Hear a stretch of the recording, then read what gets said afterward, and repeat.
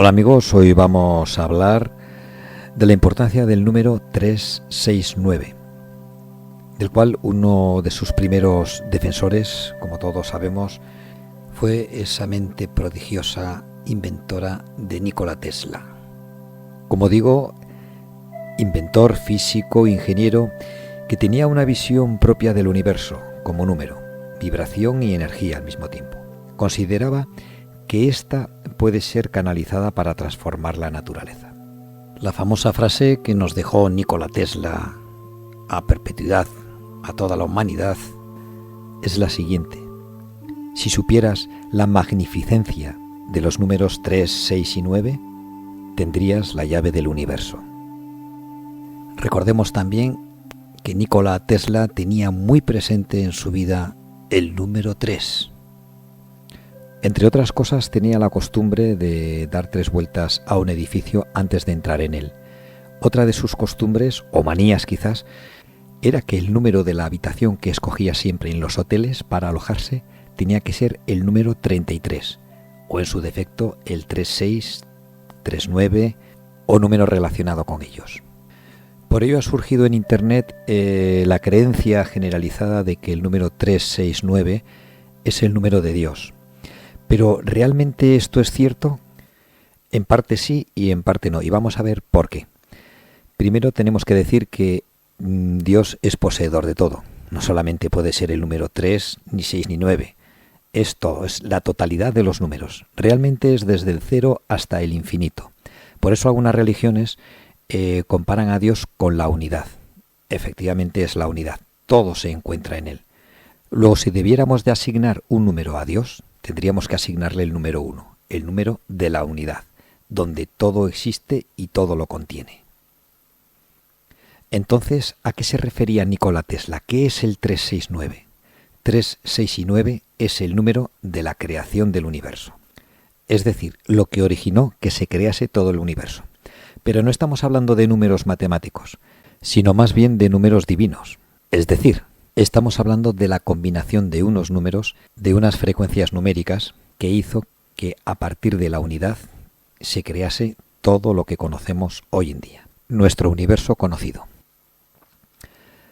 Nuestro punto de partida, pues, es que tanto Dios, la fuente, el Tao, Yahvé, como lo queramos llamar, el ser superior del que parte todo, es la unidad. En él contiene todo, desde el 0 hasta el infinito. Todo está en ello. El segundo punto es que, tal como dicen tanto astrónomos como físicos cuánticos, es que antes de que se originase el universo, antes de ese Big Bang, todo estaba concentrado en un punto muy pequeño de materia, de hiperenergía, una posible niebla ultracaliente que era del tamaño de un átomo. En él estaba concentrado todo el universo conocido y aún por conocer que nos rodea. Fuera de ese punto no existía nada, ni siquiera la luz. Su fuerza de gravedad era tan infinita que nada podía escapar de ese punto de materia. Pero los científicos dan una vuelta más a la tuerca. ¿Cómo surge ese punto concentrado de materia y energía? ¿De dónde viene? ¿Cómo aparece? Y antes de él, ¿qué había? Nada. No existía nada. El 0 absoluto.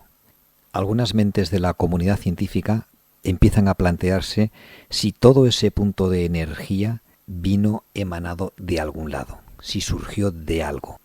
Lo que sí sabemos es que anterior a esto no había nada, 0 absoluto. Así pues, tenemos dos conceptos claros. Uno, que no había nada, existía el 0. Otro, que al mismo tiempo existía la unidad, la fuente de lo que proviene todo. Así pues, de la fuente hay una emanación de todo el universo. Un universo emanado de él, que proviene de él y del cual podemos decir que es, por tanto, una copia que proviene de la fuente. Un duplicado de una pequeñísima esencia, diríamos, de Dios. Así pues, estaríamos hablando del universo como el concepto divino del número 2, la copia de una parte de la esencia de Dios. El universo es el 2. Así pues, tenemos que el 2 es un reflejo del 1. Antes de continuar, tenemos que tener un concepto muy claro y muy importante. Estamos hablando de unos números matemáticos divinos. Quiere decir que todavía no se había creado el universo, luego todavía no existían las leyes físicas y cuánticas que rigen el universo y por supuesto ni siquiera existían las matemáticas para explicar esas leyes y esos funcionamientos de la física cuántica. Estamos hablando de unos números antes de la creación del universo y por tanto de todas las leyes que lo rigen. Como bien suele decirse, no inventamos las matemáticas, sino que las descubrimos. Vamos descubriéndolas y aprendiéndolas para entender por qué el universo funciona de una manera y no de otra.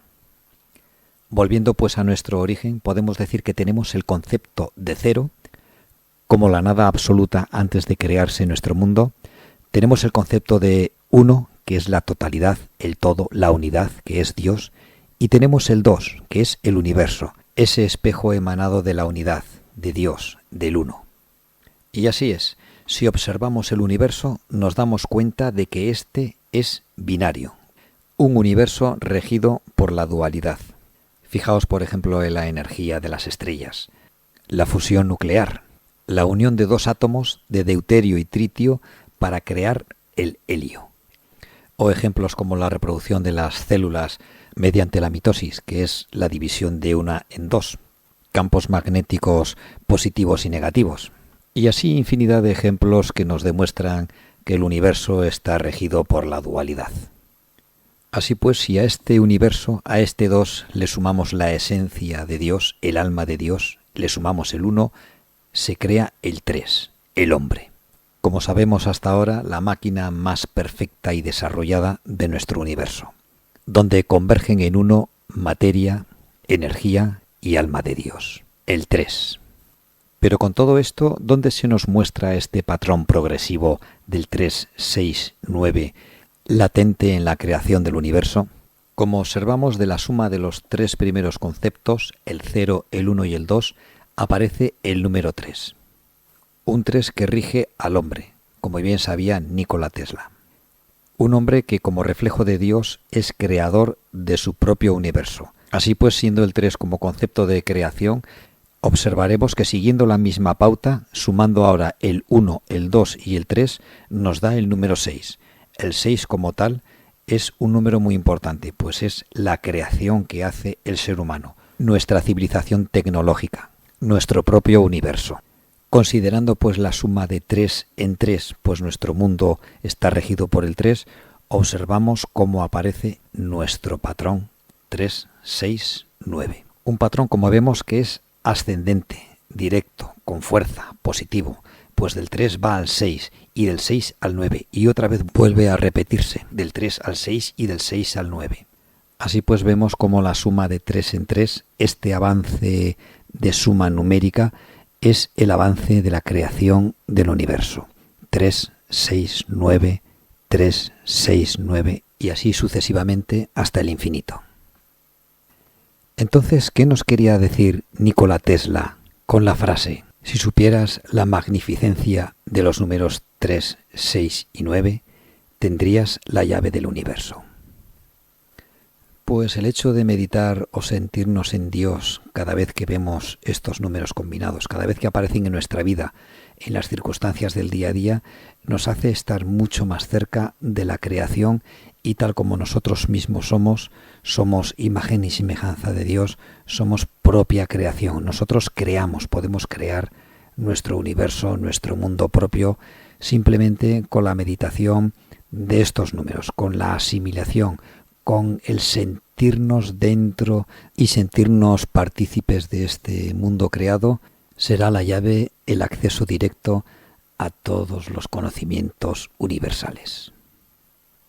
Quizá Nikola Tesla se refería a ello cuando decía que conectaba con una mente exterior que le aportaba todos los conocimientos y todos los descubrimientos que él hizo en vida. Es decir, todo se reduce a la importancia del número 3, la virtud de ir sumando al 3 otro 3 y así progresivamente, 3 más 3 más 3 más 3 hasta el infinito. Resultado 3, 6, 9, 3, 6, 9. Pero, ¿qué ocurre con el resto de los números si utilizamos este método de ir sumando su propio número de 3 en 3? Como vemos, y dejando a un lado el número 6 y 9 que ya salen en las ecuaciones, observamos patrones tanto ascendentes como descendentes, pero en combinaciones más lentas que la del propio 3. Pues para obtener el patrón hay que ir sumando 3 números y luego añadir otros 3 más. Mientras que tanto en el 3 como en el 6 como en el 9 podemos hacer una progresión de ir sumando solamente uno de ellos progresivamente. Esto representado en un gráfico, observamos cómo se crea la frecuencia de la onda, con su momento positivo y negativo.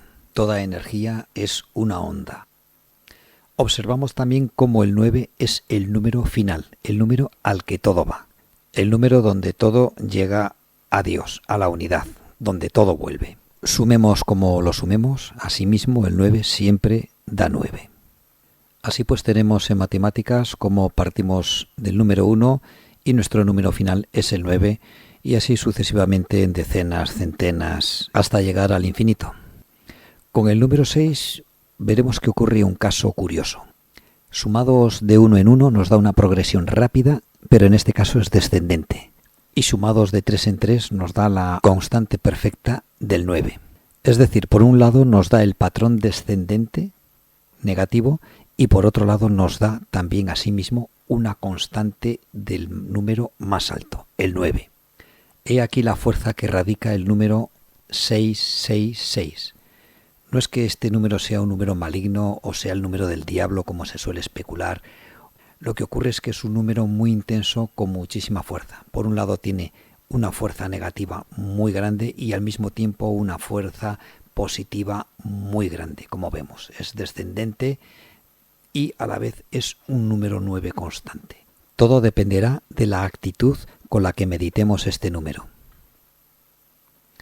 Y bien amigos, llegados ya al final podemos constatar que la progresión numérica 3, 6, 9 es una progresión creadora que nos lleva directamente a la mente donde se encierra todo conocimiento universal. Un código mágico y un ritual universal que nos abre el mundo del conocimiento.